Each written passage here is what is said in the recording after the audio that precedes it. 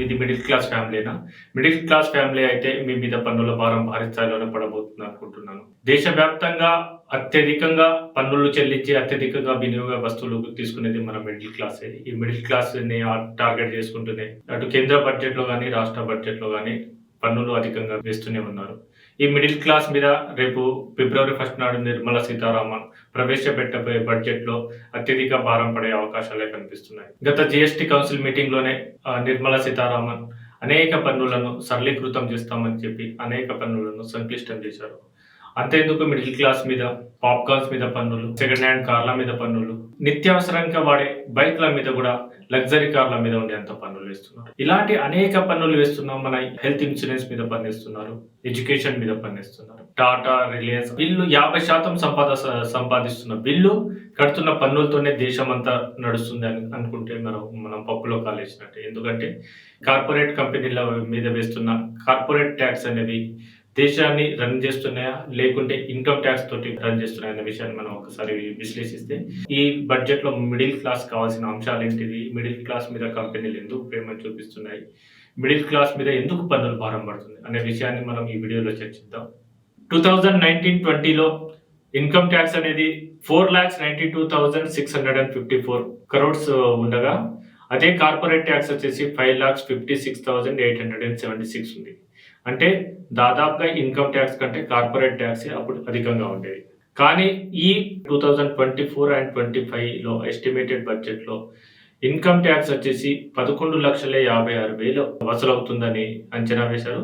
అదేవిధంగా corporate tax వచ్చేసి కేవలం 10,42,830 కోట్లు మాత్రం. దీనికంటే గత సంవత్సరం కూడా మనం ఒకసారి చూసుకుంటే 2023 and 2024 ఫైనాన్షియల్ ఇయర్లో ఇన్కమ్ ట్యాక్స్ ద్వారా మిడిల్ క్లాస్ చెల్లించే ఇన్కమ్ ట్యాక్స్ ద్వారా 10,22,325 crores వసూలు కాగా, అదే కార్పొరేట్ ట్యాక్స్ అనేది కేవలం 9,22,675 crores. గతంలో ఇన్కమ్ ట్యాక్స్ కంటే కార్పొరేట్ ట్యాక్స్ అధికంగా చెల్లించేవారు, ఇన్కమ్ ట్యాక్స్ అనేది తక్కువగానే ఉండేది. కానీ రాను రాను కంపెనీలకు అనుకూలంగా, అంటే వాళ్ళ బడా కంపెనీలకు వారికి అనుకూలంగా అనేక నిర్ణయాలు తీసుకోవడంతో కార్పొరేట్ ట్యాక్స్ అనేది రాను రాను తగ్గిస్తుంది. అంత భారీ సంపద వారి దగ్గర ఉన్న వారి మీద కార్పొరేట్ ట్యాక్స్ అనేది వేయడం లేదు. వాళ్ళు చెప్తున్న వాదన ఏంటంటే కార్పొరేట్ ట్యాక్స్ అధికంగా ఉండటంతో ఇక్కడ నుండి కంపెనీలు వేరే దేశాలకు వెళ్ళిపోతున్నాయి, ఎక్కడైతే ట్యాక్స్ తక్కువ ఉంటుందో అక్కడ వెళ్ళిపోతున్నాయి, కాబట్టి ఇక్కడ ఉద్యోగ కల్పన ఇబ్బందిగా మారుతుంది. అదే కాకుండా కార్పొరేట్ ట్యాక్స్ తగ్గించడం ద్వారా ఆ కంపెనీలు ఇక్కడ ఉద్యోగులకు జీతాలు కూడా పెంచుతున్నాయనే వాదన చెప్తున్నారు. కానీ వీటిలో నిజం ఎంత, వాస్తవం ఎంత, అసలు నిజంగానే వీళ్ళు కంపెనీల జీతాలు పెంచుతున్నారా, తగ్గిస్తున్నారా అనే విషయాన్ని పరిశీలించినట్లయితే, దానికంటే ముందు ఒకసారి ఈ విషయాన్ని పరిశీలిద్దాం. దేశంలో దాదాపుగా 30 నుండి 40% మిడిల్ క్లాస్ ఉంటారు. అంటే దాదాపుగా 4 lakhs నుండి 20 lakhs వరకు సంవత్సరానికి సంపాదించే కుటుంబాలను మిడిల్ క్లాస్ గా మనం డివైడ్ చేసుకుంటే, ఈ మిడిల్ క్లాస్ లో దాదాపుగా 15 లక్షల కంటే ఎక్కువ సంపాదించే వారు 30% ట్యాక్స్ చెల్లిస్తున్నారు. ఈ మిడిల్ క్లాసే దేశంలో అత్యధికంగా వస్తువుల ఉత్పత్తులను కావచ్చు, సేవలను కావచ్చు వినియోగించుకొని ప్రభుత్వానికి వ్యక్తిగతంగా ఆదాయం సమకూరుస్తున్నారు. టూత్ పేస్ట్ కావచ్చు, కాస్మెటిక్ వస్తువులు కావచ్చు, ఎడ్యుకేషన్ ఇన్స్టిట్యూట్లు, ప్రైవేట్ ఎడ్యుకేషన్ ఇన్స్టిట్యూట్లు కావచ్చు, హెల్త్ ఇన్సూరెన్స్ స్కీమ్ లో కావచ్చు, అనేక రంగాలను, అన్ని సేవలను, ఈ దాదాపుగా పర్యాటక రంగం కావచ్చు, ఈ మిడిల్ క్లాస్ వాళ్ళే ఎక్కువగా ఉపయోగించుకుంటారు. హై ఎండ్ లో ఉన్న ధనికులకు ఎలాంటి ప్రాబ్లం లేదు, కానీ లోలో ఉన్న పేదవారు కూడా వీటికి బేర్ చేయలేరు.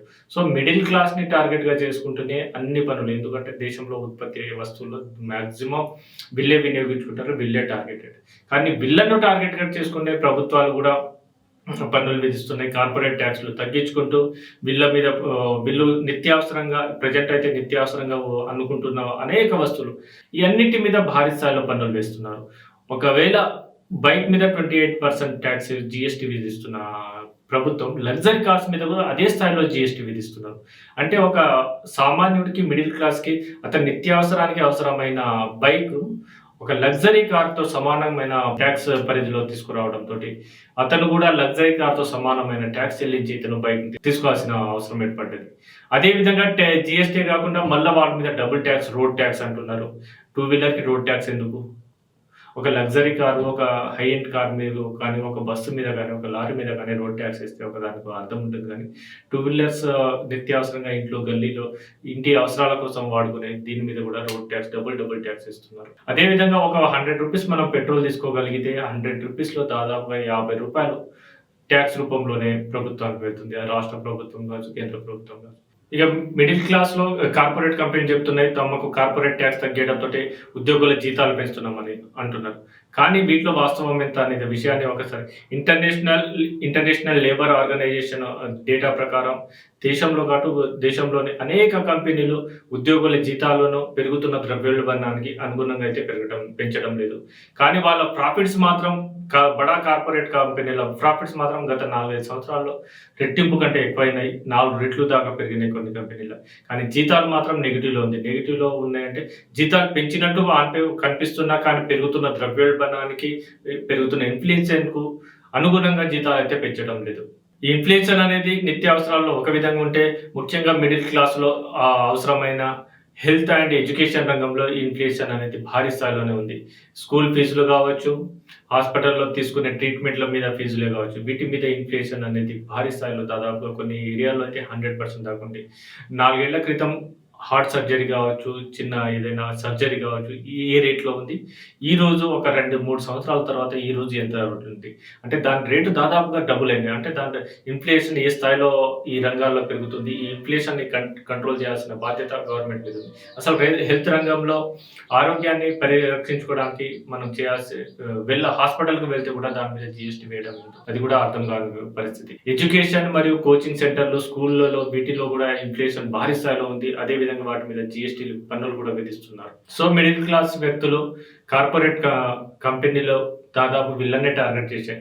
కానీ ఇప్పుడు ఒక విచిత్రమైన అంశం ఏంటంటే అనేక ప్రధాన మీడియా స్రవంతులు కార్పొరేట్ కంపెనీలకు చేతిలో ఉన్న మీడియా స్రవంతులు కూడా మిడిల్ క్లాస్ మీద ట్యాక్స్ల భారం తగ్గాలని డిమాండ్ చేస్తూ అనేక ఆర్టికల్ రాస్తున్నాయి, ప్రభుత్వాన్ని విజ్ఞప్తి చేస్తున్నాయి.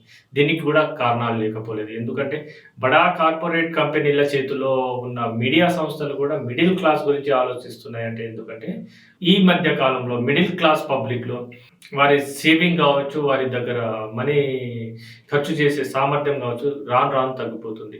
అంటే రూరల్ ఏరియాలో కావచ్చు, అర్బన్ ఏరియాలో కావచ్చు, మిడిల్ క్లాస్ నుండి వచ్చే వాళ్ళు కొనుగోలు శక్తి తగ్గిపోవడంతో వస్తు వినియోగం మీద భారీ స్థాయిలో ఆ ప్రభావం పడుతుంది. అనేక కార్పొరేట్ కంపెనీల యొక్క వస్తువులు అనేది అనుకున్న స్థాయిలో అమ్ముడుపోవడం లేదు. కానీ అదే లగ్జరీ వస్తువుల విషయంలో అయితే అవి అనుకున్న విధంగానే భారీ స్థాయిలోనే అమ్ముడవుతున్నాయి.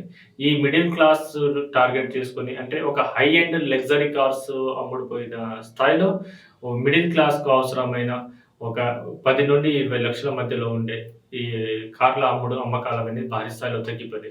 ఈ తగ్గుదలను రిటైన్ చేసుకోవాలంటే ఖచ్చితంగా మిడిల్ క్లాస్ మీద పన్నుల భారం తగ్గించాలని ఈ కార్పొరేట్ కంపెనీల చేతిలో ఉండే మీడియాలు కూడా డిమాండ్ చేస్తున్నాయి. అంటే తమ స్వప్రయోజనాల కోసం మాత్రమే చేస్తున్నాయి తప్ప మిడిల్ క్లాస్ వాళ్ళ మీద ప్రేమతో అయితే కాదు.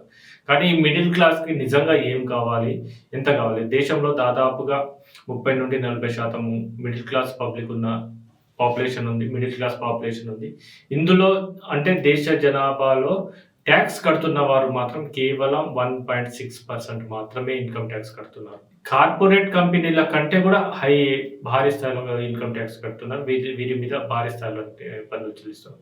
ఈ 30-40% ఉన్నాయి మిడిల్ క్లాస్ ప్రజలకు కావాల్సిన ఈ బడ్జెట్లో వాళ్ళు కోరుకునేది ఏంటంటే ముఖ్యంగా లగ్జరీ కార్స్ మరియు టూ వీలర్స్ ఇలాంటి వాటి మీద డిఫరెన్షియేషన్ ఉండాలి ట్యాక్స్లలో. ఈ ఫోన్స్, బైక్స్ ఇలాంటి వాటివి ప్రజెంట్ అయితే ప్రతి మిడిల్ క్లాస్ వ్యక్తికి, మిడిల్ క్లాస్ కాకుండా బిలో మిడిల్ క్లాస్ వారికి కూడా నిత్యావసరంగా మారిపోయినాయి. ఇవి నిత్యావసరం మారిపోయినాయి కాబట్టి వీటిని ధరలను అందుబాటులో తీసుకురావాల్సిన బాధ్యత ప్రభుత్వం పైన ఉంది. అదేవిధంగా హెల్త్ ఇన్సూరెన్స్ కావచ్చు, ఎడ్యుకేషన్ రంగంలో కావచ్చు, ఈ ఇన్ఫ్లేషన్ని తగ్గించడానికి ప్రయత్నాలు చేయాలి. వాటి మీద నియంత్రణ అయితే ఎంతైనా చేయాల్సిన అవసరం ఉంది.